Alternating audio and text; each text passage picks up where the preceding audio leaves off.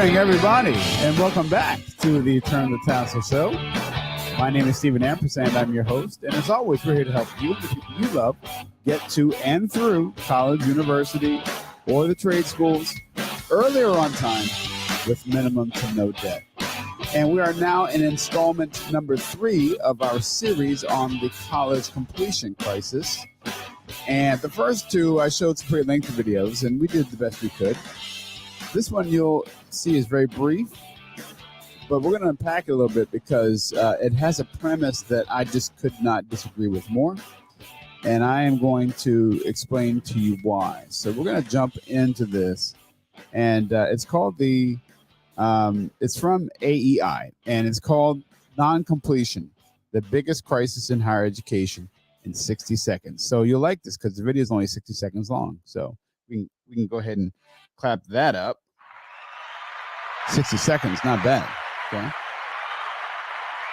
So, but I want to jump into this because part of the reason why we are where we are around the student loan debt crisis, which we talked about in our previous series, and the completion crisis, which is so few people, 41% of people actually completing college who attempted, right? That's less. 41% is not even a high F. It's like a low F. 41% out of 100%. And we're talking about how important college and university is in society today. We stress how important it is, right? A 41% success rate? That's like an F minus.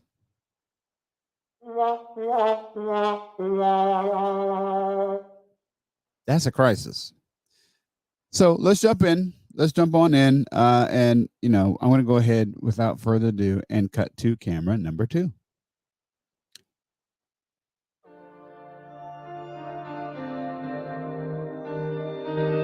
A college's graduation rate clearly indicates how successful a school is at ensuring their students see the returns on their investment. Totally agree. You should look at them. I'm going to say one caveat. Community college graduation rates are deceptively low. Let me come out for this. They're deceptively low. When you complete the free application for federal student aid and you put the school codes on that application, the FAFSA, it will give you at the end with your student aid report, it'll give you the graduation rates of those colleges, universities, and community colleges. Community colleges nationally have about a 20% graduation rate.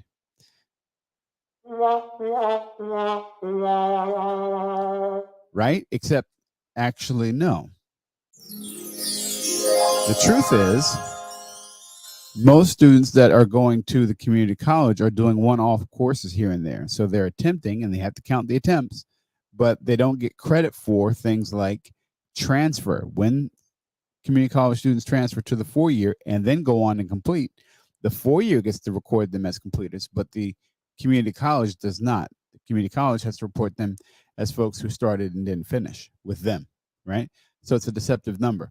And also, many students that are attending the community college are specifically coming to take, a particular class here or there to get a credential here and there that, or to bolster their knowledge. They might want to take Accounting 101, Accounting 102 because they want to help their small business have a better handle on their accounting, etc. So there are varying reasons for why community college students don't graduate. But most of them are because they're transferring to other colleges, universities. And those that aren't are in terminal associate degrees, and they do count towards their completion percentages. So don't be dismayed by that. Just know that truth there. All right, let's go back. Because the financial rewards of college kick in only after a student has completed their credential. Facts. But you might be shocked to learn that across the board, graduation rates are dismal. And if you only attend some school but don't graduate, you're actually more likely to have a hard time paying back your debt than the average graduate with a larger balance. Fact. There are 2 things you should do to mitigate this risk. Most importantly, enroll at a college with a high graduation rate. I'm going to applaud that. And borrow if you need to. Stop show. Studies have Stop show. I'm going to applaud this idea of choosing the right school. We talk about this all the time at turn this as a consultant group. Choosing the right institution for you, your budget, your desired major, choosing the right major, etc. All those things are very important. And looking also at the graduation rate of that school, because that's a great indicator. That's why they put it on the FAFSA at the end. It's a great indicator of whether or not your chances of completing are good. Okay. The only asterisk I'm going to put next to that, of course, is community college, because it's a different model. But they make the community colleges report the exact same way they have four-year colleges report, and they're a different model altogether. So now let me address what she just said. You should borrow. Look at this graphic. It says students who borrow less are likely distracted by financial pressure or work obligations, and thus she's attributing that to you're not completing because you're not borrowing enough money. That is a bunch of malarkey. I had to clean that up a little bit. I mean, talk about a sweeping generalization. I mean, that is just irresponsible. When we look today at 1.73 and climbing trillion dollars of student loan debt, and the abysmal 41% completion rate across the board, she's trying to tell you and me that you need to borrow more money to increase your likelihood of completion. Don't do that.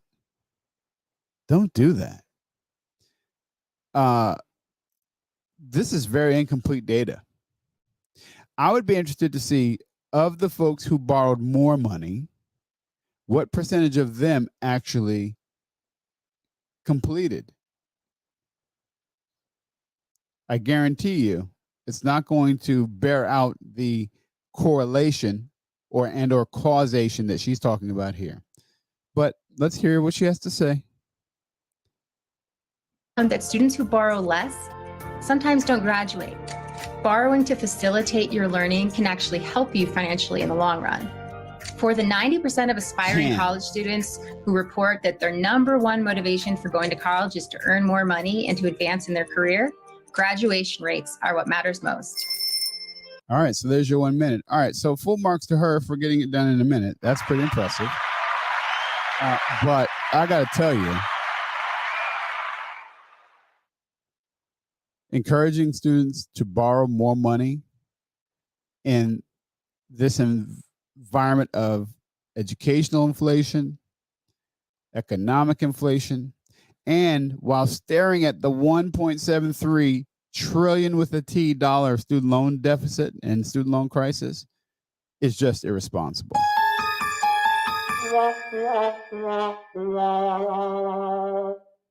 Borrowing more money is not the answer. If you're trying to get out of a hole, the answer isn't just dig deeper, as though you'll come out the other side of the earth and be, all right, I'm back on solid ground. No, you don't dig deeper.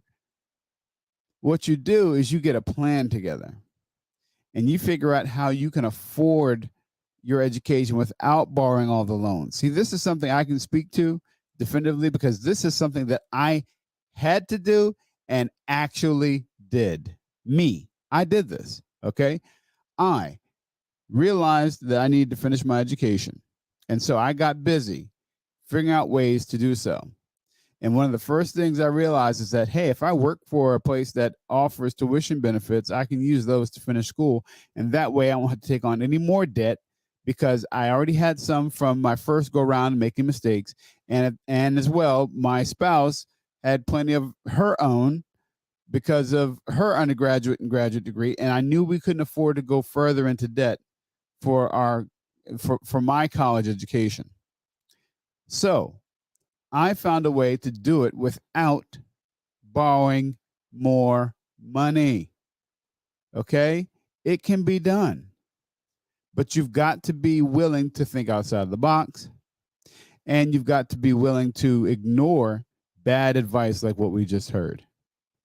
Borrowing more money is not the answer. You're not going to get a better outcome by going further into the madness that leads to bad outcomes. Come on, we're not talking about even a D here. We're talking 41% is a F minus. Not that F minuses exist, but I mean, really?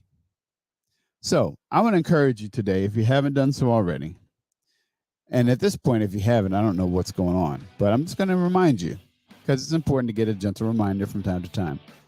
We're here to help you get to and through college early or on time. And not just college, but the trade schools and university with minimum to no debt, because we help you by crafting a plan that you can execute, and we will walk with you in its execution to get you to your goal earlier on time. Email us, turningtassel@gmail.com, or text us, 484-574-1866. Subject line, I need a plan. Subject line, I need a plan. We will help you craft one, free consultation. And then if you want to move forward, we will help you to do so that you can get to and through earlier on time with minimum to no debt. I'm Stephen Ampersand, and this is the Turning Tassel Show.